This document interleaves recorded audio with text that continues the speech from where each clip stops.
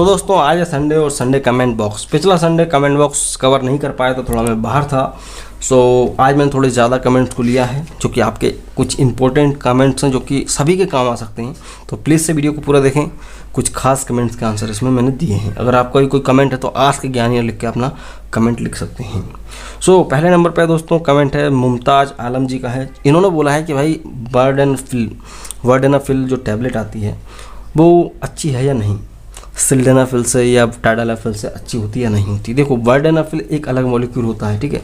उसका काम करने का तरीका सिल्डेनाफिल से अलग होता है, ठीक है। वो डीप नहीं जाएंगे, आप इतना समझ लो कि उस जो कि टाडालाफिल सिल्डेनाफिल है उनसे 10 टाइम्स पोटेंट होता है, मतलब कि बहुत अच्छा इफिकेसी रखता है और इसके साइड इफ़ेक्ट्स भी कम होते हैं और महंगा मिलता है। तो इसलिए इंडियन मार्केट में आपको ये आसानी से अवेलेबल नहीं हो पाता। सिल्डेनाफिल ही हर गली नुक्कड़ चौराहे पे मिलता है, ठीक है। तो ये अंतर है। दूसरा कमेंट है दोस्तों कुशल प्रेम जी का। इन्होंने पूछा कि भाई परी इंजेक्शन को आधा लगाएंगे तो क्या ये 45 दिन तक काम करेगा? तो इसको समझ लेते हैं। देखो परी इंजेक्शन के अंदर होता है क्या, मेट्रोक्सीप्रोजेस्टेरोन होता है जो कि एक कॉन्ट्रासेप्टिव इंजेक्शन होता है कि अगर किसी महिला को लगाया जाए तो वो लगभग 3 महीने तक वो गर्भधारण नहीं कर सकते। आप विदाउट प्रोटेक्शन यूज़ कर सकते हो, सेक्स कर सकते हैं। तो आधा लगाएंगे तो 45 दिन तक काम करेगा। तो पहली चीज़ तो यह कि भाई आपको आधा लगाने की ज़रूरत क्या है, ठीक है।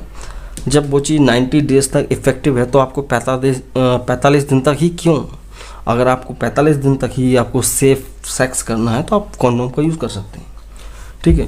तो एक्चुअल में होता क्या है कि किसी भी ड्रग, किसी भी मॉलिक्यूल की एक क्वांटिटी हमारी बॉडी के लिए रिक्वायर्ड होती है कि भाई उतनी क्वांटिटी पे हमारी बॉडी काम करेगी। अगर आप उसको आधा कर देंगे तो हो सकता है कि वो काम ना करे, उसकी इफिकेसी कम हो जाए, जो हार्मोन है वो प्रॉपर वर्क नहीं करेगा, ठीक है। 90 डेज़ उसकी मैक्सिमम होती है, 90 डेज़ उसका काम करने का क्षमता है। इस तरह तो आप उसको ऐसा भी कर सकते हैं 2 दिन के लिए, 3 दिन के लिए, ऐसा नहीं होता। जो प्रोसीजर होता है, जो साइकिल होता है ओवरीज का, यूटेरस का, वो उतने दिन के लिए ही स्टॉप होता है, उतने दिन के लिए ही काम करना बंद करता है। लेकिन पूरी मात्रा जाना ज़रूरी है। आधी मात्रा दोगे आप, काम नहीं करेगा। सो खैर आपको आपका आंसर मिल गया होगा। तीसरा कमेंट है दोस्तों यहाँ पे MD अरमान अली अंसारी जी हैं। इन्होंने बोला कि ब्यागरा को पाउडर बना कर ले सकते हैं या नहीं ले सकते। ब्यागरा गोली जो होती है दोस्तों एक्चुअली में उसके ऊपर कोटिंग होती है। कोटिंग होती है तो जाहिर सी बात है आपको तोड़ना तो नहीं है। कोटिंग इसलिए की गई है ताकि वो आपके एक पर्टिकुलर रीजन में जाके डिज़ोल्व हो, अपना काम करना शुरू करे। तो अगर आप उसे तोड़ भी देंगे तो काम तो करेगा, लेकिन हो सकता है कि आपको उसकी स्मेल से, उसके टेस्ट से आपको इरिटेशन हो, या आप वो जल्दी से डिज़ोल्व हो जाएगा, आपके पेट के अंदर जाके स्टमक को डिस्ट्रॉय कर देगा, तो आपका पेट ख़राब हो सकता है, ठीक है। तो ये चीज़ गलती कभी ना करें, तोड़ने की कोशिश ना करें। किसी भी टैबलेट के ऊपर कोटिंग इसलिए की जाती है, उसे बोलते हैं मास्किंग, ताकि उसकी कलर चेंज हो जाए, उसकी स्मेल चेंज हो जाए, ऑर्डर, उसका टेस्ट चेंज हो जाए, ताकि आप उसको आसानी से ले सकें। अगर आपको तोड़ कर ही खाना है तो और भी कई तरह के सप्लीमेंट आते हैं मार्केट में। तीसरे नंबर पर कमेंट है दोस्तों विकास कुमार जी का, जो कि प्रैक्टिशनर हैं। उन्होंने बोला कि भाई खाना खाते ही अगर दर्द हो तो कौन सी बीमारी हो सकती है और क्या इलाज दें। तो देखो ये इलाज वगैरह जो है बहुत लंबा खिंच जाएगा खैर इस वीडियो में। इतना समझ लो भाई कोई भी कंडीशन हो, अगर खाना खाते ही आपको दर्द हो रहा है तो सबसे पहले जो हमारा खाना होता है, फूड होता है, वो चबाने के बाद स्टमक में जाकर रखाता है कुछ देर के लिए, वहाँ पे एसिड उसको तोड़ता है। तो स्टमक की जो दीवारें होती हैं उसमें छाले हो जाते हैं, कई बार घाव हो जाते हैं, जख्म हो जाते हैं। अगर कोई भी फूड पार्टिकल उनसे टकराता है तो दर्द होता है आदमी को, ठीक है। तो पहला कारण हो सकता है अल्सर हो सकते हैं, या दूसरा हो सकता है गैस्ट्राइटिस की प्रॉब्लम हो सकती है, ठीक है ना। तो ये 2 या 3 कंडीशन ही हो सकती हैं। इसका इलाज नॉर्मल सा होता है, वो एंटासिड वगैरह चलते हैं, लैक्सेटिव वगैरह, इनसे हो जाता है। कुछ एंटीबायोटिक्स दिए जा सकते हैं, सेफेक्सिम वगैरह चलते हैं। डिटेल में वीडियो देखना है, वीडियो बनाया आप वो देख लेना। 5वें नंबर पे दोस्तों कमेंट है संगीत आंचल सिंह जी का। इन्होंने बोला कि भाई फीवर अगर मरीज को है तो क्या ग्लूकोज चढ़ा सकते हैं, मतलब कि D5 D10 चढ़ा सकते हैं कि नहीं चढ़ा सकते, ग्लूकोज दे सकते हैं कि नहीं दे सकते बुखार में? तो देखो बिल्कुल दे सकते हैं। पहली चीज़ तो ये है कि भाई ग्लूकोज जो होता है आपको बुखार उतारने के लिए दवाई नहीं होती है, बुखार को कंट्रोल करने के लिए ग्लूकोज नहीं दिया जाता। ग्लूकोज दिया जाता है डिहाइड्रेशन को कम करने के लिए और वीकनेस को दूर करने के लिए। तो बिल्कुल भी उससे कोई फ़र्क नहीं पड़ता। हाँ, बहुत ज़्यादा टेम्परेचर है बॉडी का तो थोड़ा सा आपको क्या करना है, वेट करना है। आप जो भी नॉर्मल आरएल वगैरह चल रहा है उसके 5 से 6 घंटे बाद आप ग्लूकोज दे सकती हैं, ठीक है। उस टाइम पे क्या होता है, उसकी बॉडी लड़ रही होती है, स्ट्रगल कर रही होती है बॉडी, आप उस टाइम पे उसको नॉर्मल पीने के लिए ग्लूकोज दे सकते हैं तो काम हो जाएगा। बाकी ये सोच गलत है कि आप बुखार चढ़ा आदमी को ग्लूकोज की बोतल नहीं लगा सकते। रिक्वायर्ड है, डिहाइड्रेशन है तो लगा सकते हैं, बहुत ज़्यादा वीकनेस है तो लगा सकते हैं, भले से बुखार हो या ना हो। नंबर 6 कमेंट है दोस्तों कमल कांत सैनी जी का। इन्होंने बोला है कि भाई क्या सर्दी लगती है IV फ्लूइड लगाने से, उसको कैसे रोकें। मतलब कि किसी मरीज़ को आपने बोतल लगाई, कोई सी बोतल हो, DNS RL वटेवर कोई भी, सर्दी लगने लगती है मरीज़ को, ठंड लगने लगती है, काँपने लगता है तो क्या करें। देखो उस टाइम पे एक ही कंडीशन बनती है कि भाई मरीज़ का आप जो बोतल चल रहा है उसको थोड़ा आप कम कर दो, स्पीड को कम कर सकते हो, ठीक है, तो उससे कुछ हद तक फ़ायदा मिलेगा। अब ऑलरेडी ठंडों का समय चल रहा है, विंटर सीजन है, ठंड में आप बिल्कुल पानी चढ़ा दोगे तो आदमी की हालत ख़राब हो जाएगी। तो उस टाइम पे वार्म IV फ्लूइड को लगाया जाता है। IV फ्लूइड्स की बोतल को लेते हैं, गर्म पानी में रखते हैं, थोड़ा सा कुनकुना हो जाता है, हल्का सा ल्यूक वार्म हो जाता है, तब उसको चढ़ाया जाता है। इस पर मैं ऑलरेडी एक वीडियो बना चुका हूँ, आप देख लेना।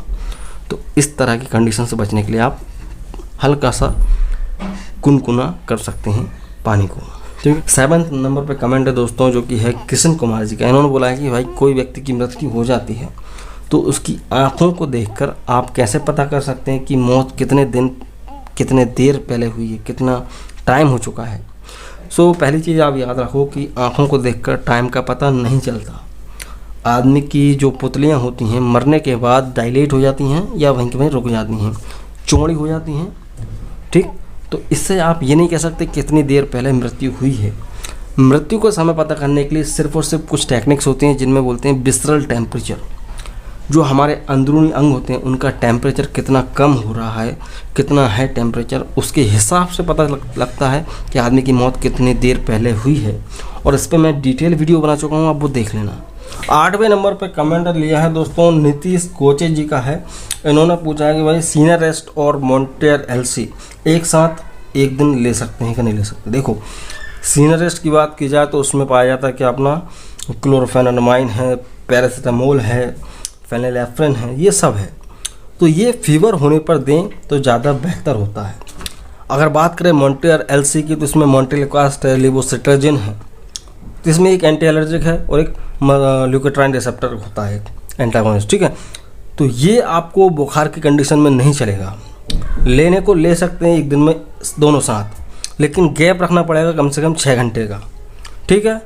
अगर आपको बुखार तेज़ है तो सीनियरेस्ट ले लो, बुखार कंट्रोल हो गया, एलर्जी ज़्यादा है, सांस लेने में तकलीफ हो रही है, हफ्का फूल रहा है, आपका सांस फूल रही है, तो आप फिर उसके बाद मॉन्टेयर LC ले सकते हैं, ठीक। तो दोनों की कंपोजिशन में बहुत अंतर है, इसको समझो आप। ये बात पूछा दोस्तों चंदन कुमार जी ने। इन्होंने पूछा कि भाई एज के अनुसार ब्लड प्रेशर कितना होना चाहिए।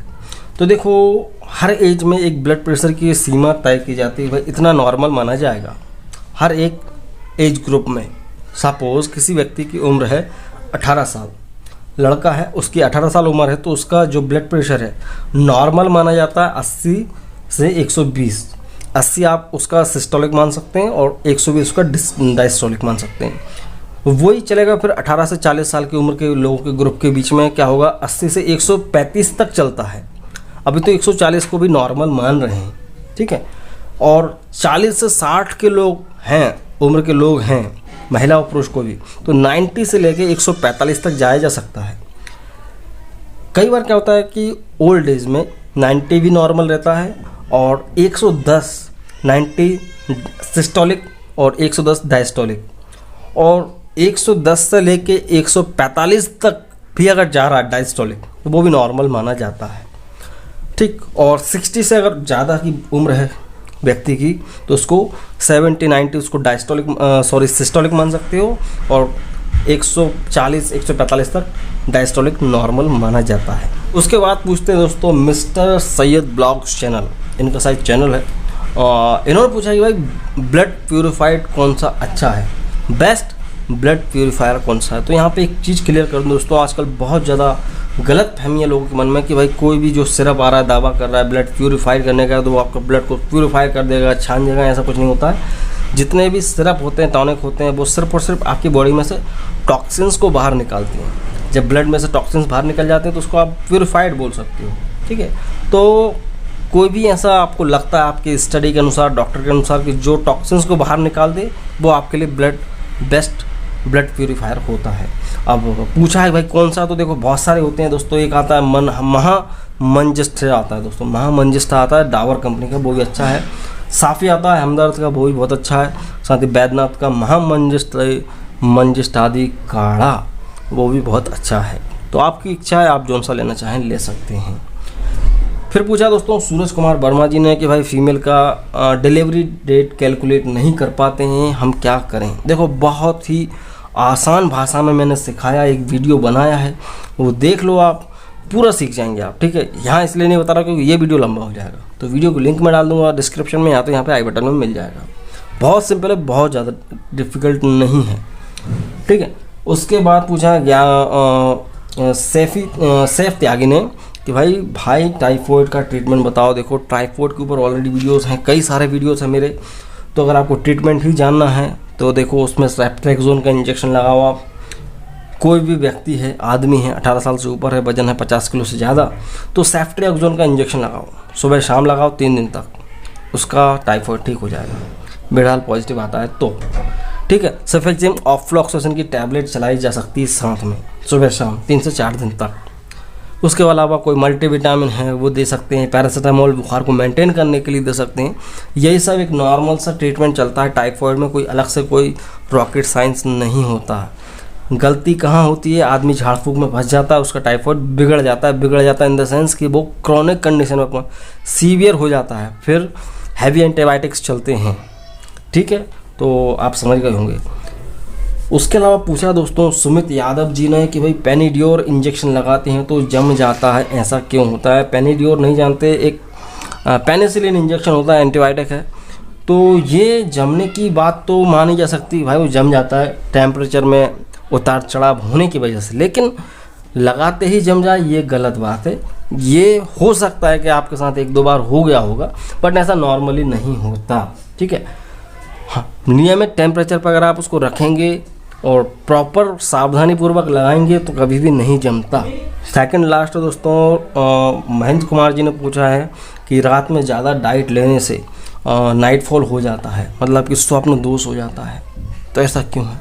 देखो डाइट का स्वप्न दोष से कोई मतलब नहीं है, ठीक है, कोई भी मतलब नहीं है। डाइट लेने से सिर्फ इतना हो सकता है कि भाई आपको बहुत गहरी नींद आ सकती है, आप खाना भरपेट खाओगे सोओगे तो बहुत अच्छी नींद आ सकती है आपको। और जो आप बोल रहे हैं स्वप्न दोष का, तो वो सिर्फ और सिर्फ मेंटल कंडीशंस पर डिपेंड होता है कि भाई आप दिन भर में क्या चलचित्र देख रहे हैं या क्या आपने मोबाइल में ब्राउज़ किया है, वो चीज़ आपके मेमोरीज में स्टोर हो जाती है, फिर वही चीज़ आपको इस चीज़ के लिए ट्रिगर करती है कि भाई आपको नाइटफॉल होगा या नहीं होगा। और उसके अलावा बहुत सारे मेडिकल कंडीशंस और होते हैं, तो डाइट का कोई लेना देना नहीं है। अगर आपको ऐसा लग रहा है डाइट की वजह से, तो आप थोड़ा कम खाना शुरू करो, फिर आजमा सकते हैं कि भाई आपको ऐसा हो रहा है या नहीं हो रहा, ठीक। लास्ट दोस्तों की पूछते हैं, भाई मेरी वाइफ को हर्पीस जोस्टर है, 4 महीने की बच्ची है, मुझको मतलब उनको, उनके हस्बैंड को या उनकी बच्ची को दूध पीने के द्वारा ये हो सकता है कि नहीं हो सकता। देखो जोस्टर जो होता है, हर्पीस जोस्टर का वायरस कभी भी दूध के थ्रू ट्रांसफर नहीं होता, स्प्रेड नहीं होता, तो बच्ची को तो नहीं होगा, ठीक है, बच्ची को नहीं हो सकता अगर वो बच्ची दूध पीती है माँ का। तो रही बात हस्बैंड की, तो छूने से अगर ब्लिस्टर फूट जाता है, जो फफोड़े होते हैं वो फूट जाते हैं, तो इतने पॉसिबल है कि उनको कोई फंगल इन्फेक्शन या स्किन इन्फेक्शन होने का खतरा बन सकता है। होगा तो उनको भी नहीं, ठीक है, होगा तो उनको भी नहीं, बट ये है कि भाई हस्बैंड को भी चाहिए हाइजीन रहें, साफ़ सफाई मेंटेन रखें, और बच्चे को भी आप जब भी ब्रेस्ट फीड कराएं तो अपने ब्रेस्ट को थोड़ा साफ़ कर जरूर से कर लें, क्योंकि आपके हाथ लगते रहेंगे तो इन्फेक्शन बच्चे के पास जा सकता है। ज़रूर नहीं कि जोस्टर हो सकता है कि दूसरा कोई इन्फेक्शन हो जाए। सो यही सब थे 15 कमेंट्स। हो सकता है कि कुछ मिस हो गए हो, तो उसके लिए मैं माफ़ी चाहूँगा, पूरी कोशिश करूँगा कि अगले वीडियो में उनको पिक कर लूँगा, ठीक है। तो आज के लिए सिर्फ इतना ही। वीडियो अच्छा लगा तो लाइक करें, चैनल पर नए तो चैनल को सब्सक्राइब करें। तो मैं मिलता हूँ आपसे अगले वीडियो में। जय हिंद, वंदे मातरम।